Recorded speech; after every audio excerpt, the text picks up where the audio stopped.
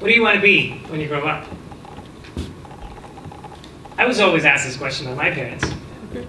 And I'm sure many of you guys ask your children the same questions. It's a good question. It makes the child think about the general areas that interest him or her in their life, which is a great starting point. But if we really want our children to grow up and change the world, I think that it is the absolute wrong question to ask. The question we should be asking is really this. What do you want the world to be when you grow up? You see, the first question, interesting enough as it is, it portrays the picture of the world as this daunting, big, rigid entity. What do you want to be when you grow up in this world, which is unchangeable? The world is so big and rigid with boundaries that you have to find your place in it. You have to be something in a structure that already works.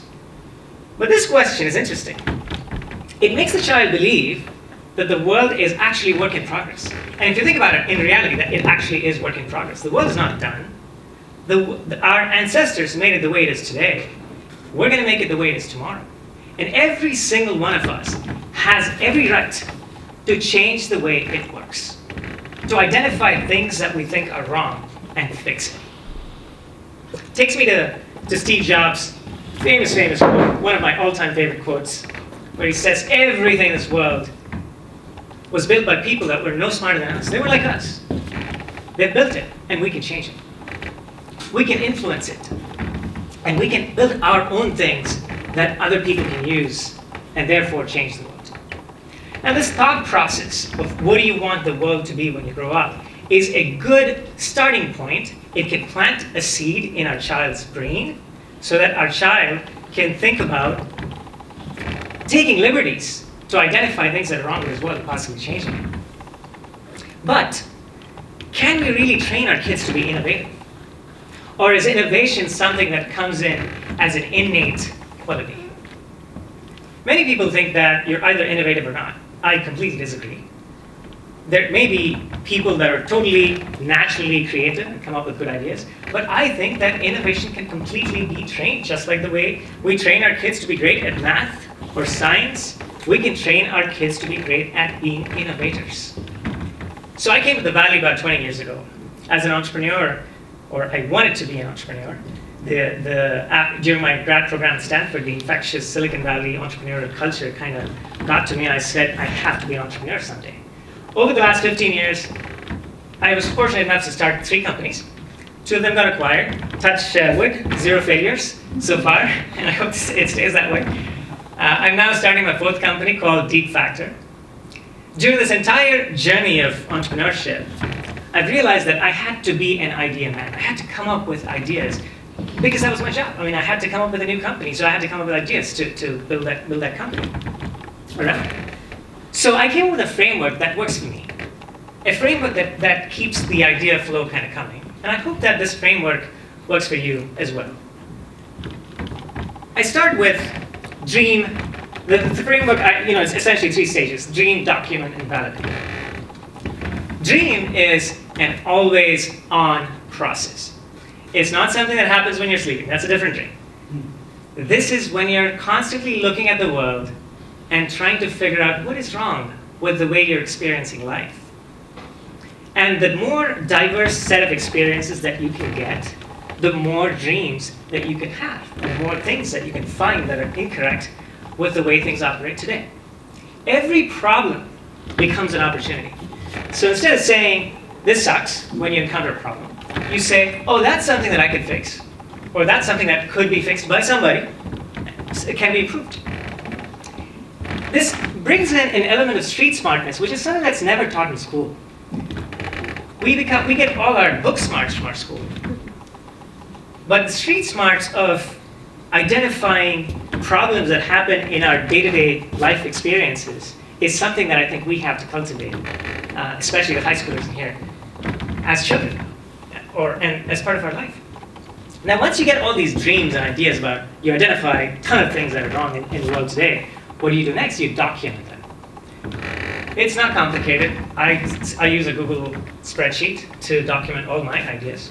But make sure that when you're documenting these ideas, you always document it in relation to the problem that you're trying to solve. So instead of saying, these are my big ideas, what I do is I maintain an Excel sheet or a Google spreadsheet with 4 columns. First column says, this is something that's wrong with the world. The second column says, this is the ideal way to solve that problem. The third column says, here are the current ways in which people solve that problem, current solutions in the market. And the fourth column says, what do I have to do to make the current solution 10x better? So that's my framework. And I'm guessing that's a simple enough framework that the high schoolers in here that want to be entrepreneurs can start using. And go back and refresh and review this Google spreadsheet from time to time to make sure that you can refine your ideas as you get wiser and you have more and more world experiences. Now, once you've documented it, there will come a time when you realize that you're so passionate about some of these ideas that it's time to go to the next step. And that's when you move to the validate stage, which is, instead of, is it just you that is thinking that the idea is fantastic, or does the rest of the world also think the same way? So that stage, you find subject matter experts. You talk to them from time to time. So my philosophy has been that I meet with 2 or 3 new people every month, and I gather their feedback.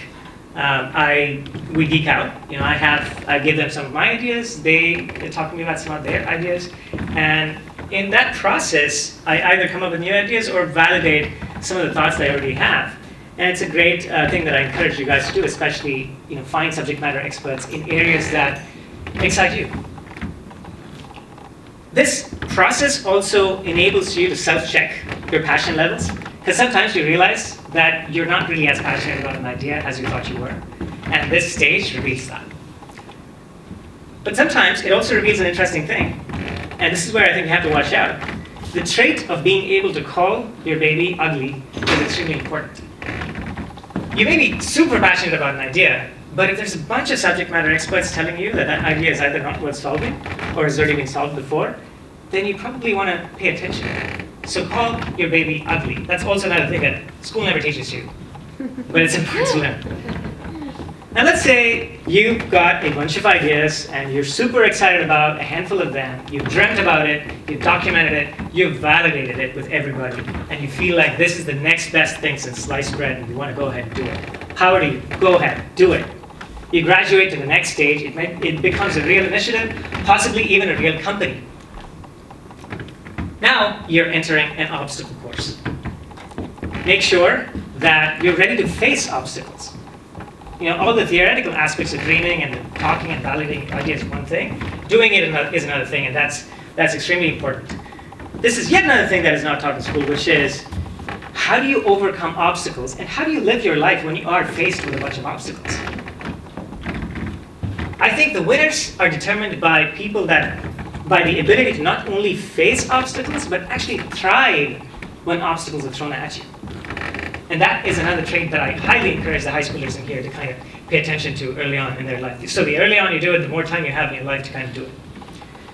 I personally had my own share of obstacles as an entrepreneur. The first one was immigration related. I came to the Valley, like I said, on a visa. Didn't have a green card, so I was told by lawyers that I could not incorporate a company. Fair enough.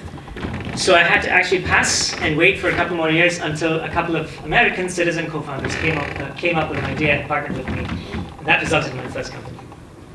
Another obstacle is actually financial related. Every person that has built or worked for a startup goes through this. You take pay cuts. And one of the things that I remember dearly as a fond memory now, that life has been great, but at that time it was a serious problem because we didn't have the money to do anything, was that we had just bought a fixer-upper in Santa Clara, my wife and I, and we had just the right amount of money to buy cabinets from IKEA, and we had a bunch of friends, thankfully they helped us set up the cabinets, but we did not have the money to buy the counter, the top that goes on top of it. So we actually had to wait for 6 months to get a kitchen countertop, and lived our life with just the cabinets with no countertop. So it was now fond memories, but at that time it was painful financial issues. So back to training your kids to be innovative. Why do all this? Why go through the pain and the process of training your kids to embrace innovation, it's because innovation brings out passion, and passion brings out joy. And no amount of money can ever give you joy professional satisfaction can bring you. Wouldn't it be fantastic if you wake up every day, especially every Monday morning, feeling super excited about having to go to work? We as parents take our kids to so many classes. We teach them pieces of knowledge. We make them great at math. We make them great at piano, sports, etc. These are pieces of knowledge that we can teach them. But if we can truly teach them how to find their passion, which brings out professional joy that will last with them for life, wouldn't that be super fantastic? I think that will trump any specific piece of knowledge that we can give them. So, to all the high schoolers in here, make this your hashtag. Go create your world. And enjoy every step of the way. And to all the parents in here, let's make sure that innovation becomes a fundamental, essential element of the fabric of our children's life. And it all starts with that one question that we started this conversation with. Let's stop asking our kids, what do you want to be when you grow up? Let's start asking our kids, what do you want the world to be when you grow up? Thank you.